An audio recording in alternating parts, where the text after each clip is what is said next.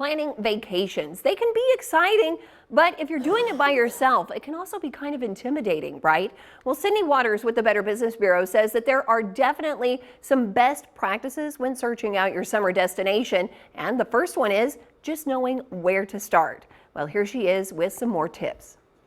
I'm as guilty as anybody. I'll type in like best restaurants near me, best hotels, best deal, but that's not always going to be your best deal.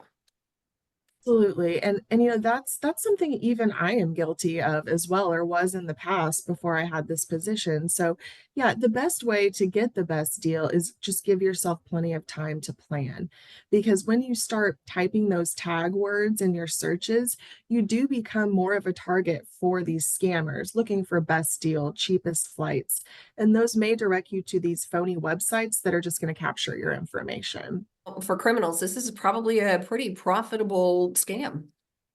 Definitely, it definitely is, and when you are vacation planning, often you're unfamiliar with the area, Yeah. so you don't know what looks credible and what doesn't. And so, of course, you can use BBB, but get recommendations. If the area you're going to has a local chamber of commerce or downtown association, contact someone there and see who they recommend using.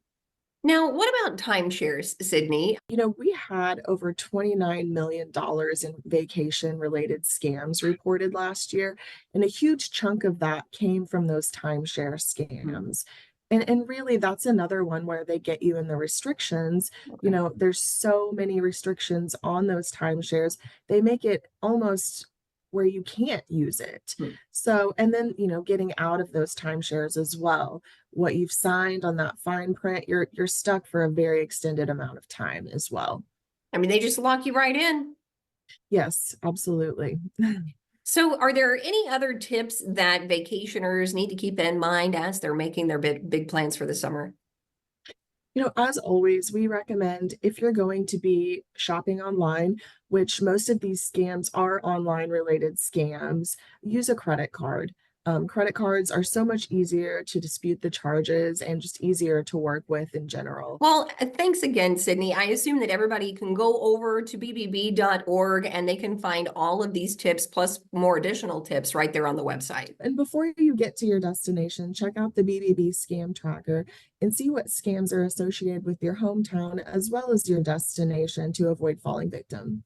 No, that's another good tip. Yeah, thanks, Sydney. All right. Well, as always, thank you for joining us. I appreciate it. Thank you so much, Rachel. I'll talk to you soon.